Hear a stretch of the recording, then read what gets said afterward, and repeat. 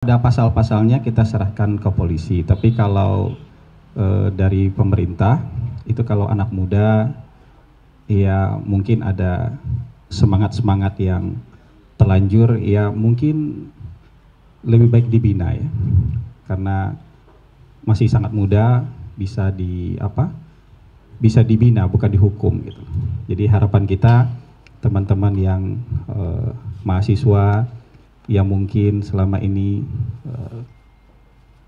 terlalu bersemangat misalnya memberikan kritikan, mengekspresikan kritikannya, mungkin nanti bisa diberi pemahaman dan pembinaan supaya jadi lebih baik lagi, tapi bukan dihukum gitu. Karena ya ini kan dalam konteks demokrasi mungkin ada yang memang terlalu bersemangat seperti itu. Ya kecuali ada soal hukumnya. Kalau soal hukumnya kita serahkan saja itu kepada penegak hukum. Tapi kalau karena pendapat, karena ekspresi, itu sebaiknya diberi pemahaman dan pembinaan saja, bukan dihukum gitu. Kita nggak tahu kan, Pak Prabowo tidak mengadukan apa-apa, Presiden tidak mengadukan apa-apa, walaupun kita menyayangkan ya. Kalau menyayangkan tentu, karena ruang ekspresi itu kan harus diisi dengan hal-hal yang bertanggung jawab, bukan dengan hal-hal yang menjurus kepada mungkin penghinaan atau kebencian.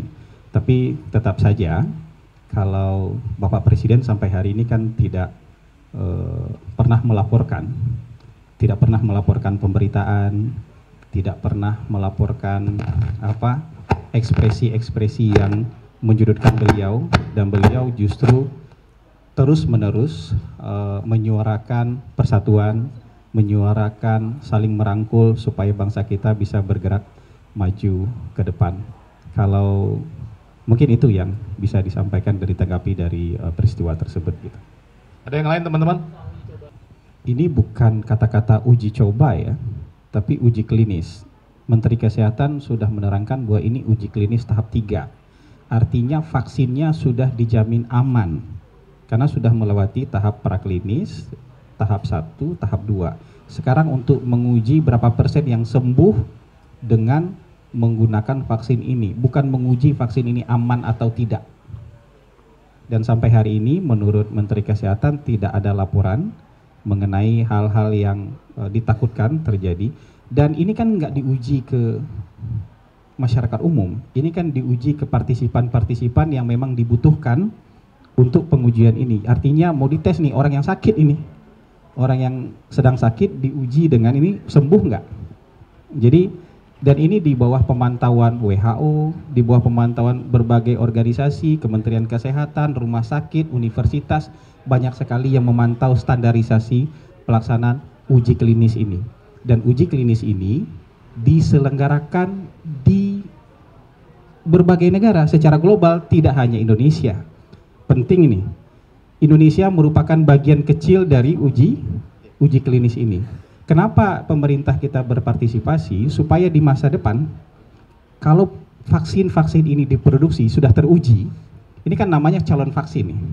Kalau vaksin ini sudah teruji dan approve, kita mendapatkan prioritas untuk memproduksi vaksin sendiri. Sehingga bangsa kita diharapkan 2030 nanti nih bisa terbebas dari TBC. Ini kan penyakit negara yang kurang-kurang maju, sementara kita mau jadi negara yang maju, kira-kira begitu ya. Ada pertanyaan tentang ketahanan Kan uji coba, vaksinnya sudah terbukti aman. Sekarang mau menguji seberapa banyak orang yang sembuh dengan vaksin ini, karena vaksin itu cocok-cocokan. Diuji di Afrika bisa sembuh 80%, diuji di kita mungkin sembuhnya 60%, atau sebaliknya, diuji di Afrika sembuhnya 60%, di kita bisa sembuhnya 90%. Menguji seberapa efektif vaksin ini dalam menyembuhkan. Jadi pertanyaan tadi menurut saya kurang relevan, karena vaksinnya sudah terbukti aman untuk digunakan manusia. Menguji seberapa banyak orang yang bisa sembuh oleh vaksin ini, gitu. Kira-kira begitu. Oke, ada Pak Tigor, ada yang mau nanya tentang MBG? Partisipasi 2.000. Di seluruh dunia partisipannya 20.000. Tapi kalau data detailnya, laporannya mungkin harus tanya ke Kementerian Kesehatan. Saya pun harus nanya ke sana dulu untuk bisa menjawabnya. Gitu. Oke, untuk MBG ada pertanyaan? Saya belum baca apa statementnya. Oke, next. Ada lagi? Ide yang mana? Saya harus cek dulu ke Presiden. Jadi sepanjang pembinaan-pembinaan itu tidak melanggar aturan, tidak melanggar hak-hak anak, tidak melanggar hak-hak mereka dipenuhi. Pembinaan-pembinaan itu kan sebenarnya pendidikan itu kan kebijakannya sudah didesentralisasi ke kabupaten kota maupun ke daerah kan. Jadi sepanjang tidak melanggar hal-hal yang prinsipil, ya, sepanjang tidak melanggar hal-hal yang prinsipil, tapi pemerintah akan periksa lah, akan kaji ini kebijakan-kebijakan yang baru, kebijakan-kebijakan yang berupa inisiatif tentu akan dibahas nanti di pemerintah. Mungkin teman-teman nanti harus cek juga ke Kementerian Pendidikan Dasar Menengah, ya. Saya belum mengetahui informasi seperti ini, jadi kita harus cek dulu sebelum bisa menjawab. Mungkin saya harus periksa dulu diskusinya seperti apa. Tapi yang jelas kan memang sudah berlangsung ya di Jawa Barat. Tapi lebih baik teman-teman cek terpenuhi nggak hak anak-anak di sana, pembinaannya sukses atau tidak, ya. Ada hal-hal yang dilanggar misalnya dari pembinaan tersebut. Jadi, dan itu pun saya dengar dari Gubernur Jawa Barat kan harus ada persetujuan orang tua kan. Kalau orang tuanya nggak setuju, nggak jadi dibina dengan cara yang seperti itu. Jadi kita kritisi sama-sama, ya, kita kritisi sama-sama inisiatif-inisiatif baru ini, jangan langsung antipati, ya, tapi kritisi secara bersama-sama. Ada sesuatu yang dilanggar atau ada sesuatu yang mungkin tidak terpenuhi nggak dari pola-pola pendidikan semacam itu. Jadi lebih baik kita lihat rame-rame, kita kritisi rame-rame, ya.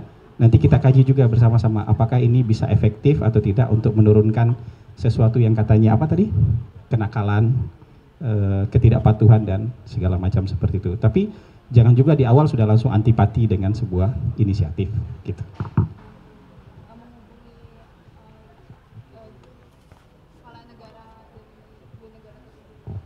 Saya belum bisa jawab, ya, tapi yang jelas pendirian Presiden selama ini di seluruh konflik di dunia, beliau selalu menyerukan penghentian perang sesegera mungkin. Beliau selalu menyerukan genjata sesegera mungkin dimanapun konflik di dunia.